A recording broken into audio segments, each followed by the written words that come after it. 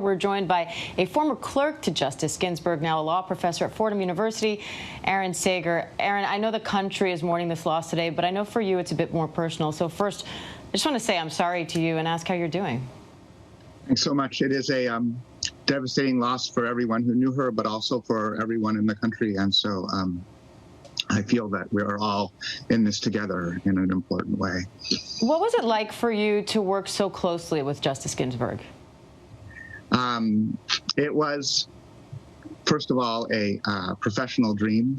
I've never had a boss who was from whom I learned more, or who was more careful, more demanding, more fair, and more inspiring than the justice. She really affected, I think, all of her clerks in a very personal way, as because we were young and we were starting to build our careers and our families, and so she was an inspiration in that way. And she was a little scary too. I mean, she was a very demanding boss, and I always was worried that I would make a mistake because we all wanted, because she never made mistakes as far as we could tell, and we all wanted to keep her satisfied with the work that we were doing. Yeah, I'm sure you wanted to impress her as well. You know, part of that, I'm sure, was that she had once been in your shoes, and we all talk about the notorious RBG and the legacy that she built, but she didn't start there, and I know she hit a lot of obstacles along the way. So talk a little bit about her path and how she overcame those. Yes, many of those were professional.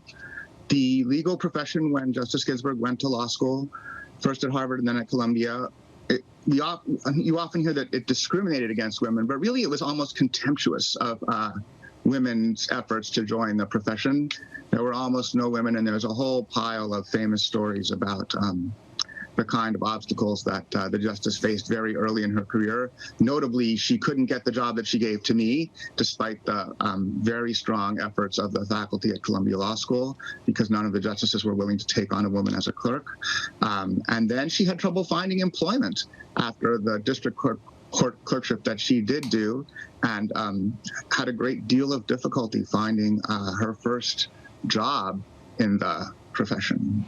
But she did eventually break through. What is it about the way she approached the law that you think helped her accomplish that? I would list two things. One is that her understanding of the purpose of the law was founded on a real empathy for people's individual circumstances. If you go back over what she wrote as a judge and then a justice, and the way that she litigated her cases when she was arguing before the courts, you find over and over again efforts to convey to her audiences what it's like to be a person in the situation where her clients found the situations in which her clients found themselves. And I think that was an extremely, because it was so heartfelt and genuine, I think it reached people in a way that the more abstract arguments, which of course she could do and which lawyers liked to think is the basis of everything that we do, but she was able to reach people who otherwise might not have been reached.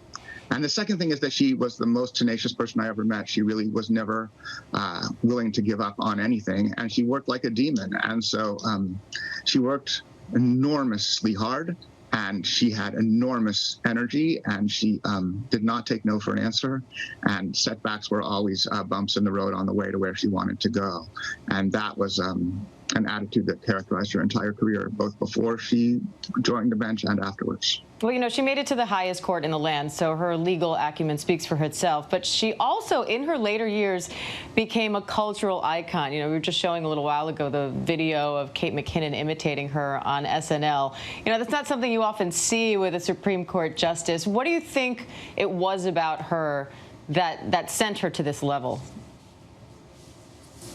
It's true that her story was inspirational and really quite remarkable in what she managed to overcome. One of the ways in which that I didn't mention about obstacles were not professional, right? Her husband, Marty, had cancer as a law student. She survived that as a very young person and helped him get through law school as she was doing it herself. She had her own battles with illness, of course, on the court. And her absolute dedication to her causes was known to everyone. But also, she really believed in educating the world about what her vision of equality looked like. And she took that educational mission very seriously. I was at a student meeting with her once, 7th and 8th graders, and someone asked her what had changed the most about the relationship between men and women since she had been in the profession. And I was very surprised because her answer had nothing to do with the law. It was about housework. And she said, men do housework now, and that's an enormous change, and it's a change we're still working on, but it's a change that can't be underestimated. And I think she wanted people to, women and girls in particular, to know that they were not restricted by the conventions of the culture they found themselves in, and they could do what they wanted to do, and they could expect to be treated equally by the people around them by quietly insisting upon it always. And I think that the prospect of being able to bring that message to as many people as possible galvanized her in the later years of her career. It sure did. Aaron, I can't think of a better note to leave on than your favorite memories. I know you spent a good amount of time with her. What sticks out to you? What do you look back on? It's actually a memory about the point I just made. I saw a bunch of student groups with her when I worked for her. And so when my daughter's Manhattan school decided to take a trip to the Supreme Court 10 years later, I asked her if she would meet with the 7th graders, and she readily agreed. We arrived in the bus that morning, and only then did I learn that her husband, Martin Ginsburg, was really a few days away from death. And I hadn't known. I hadn't been in touch with her in the past few weeks. I hadn't known that the end was coming. And so I said to the office, you know, we totally understand. I'll explain it to the children. And they said, oh, no, the justice has arranged for Justice Breyer to meet with the children because she couldn't even consume with her own problems. And Marty, of course, was the absolute love of her life. She wanted to make sure that these children did not miss their experience of the Supreme Court. And then the office said, and she may come. And indeed, we arrived in the court, and we'd assembled the children, and she swooped in. And because she had this attitude that work always had to be done, she delivered what was an absolutely memorable hour with a bunch of 7th graders. And then we went back to her office, and she told me how sick Marty was. And I just was overwhelmed both by the personal consideration she had showed to me and my family, but more by her simultaneous devotion to her own family and to the children of America, right, whom she really was very dedicated to. She managed to spread it all the way around. Aaron Sager, law professor at Fordham University and former clerk to Justice Ginsburg. We appreciate your time. And again, Aaron, I'm so sorry for your loss. Thank you so very much. Hi, everyone. George Stephanopoulos here. Thanks for checking out the ABC News YouTube channel. If you'd like to get more videos, show highlights, and watch live event coverage, click on the right over here to subscribe to our channel. And don't forget to download the ABC News app for breaking news alerts. Thanks for watching.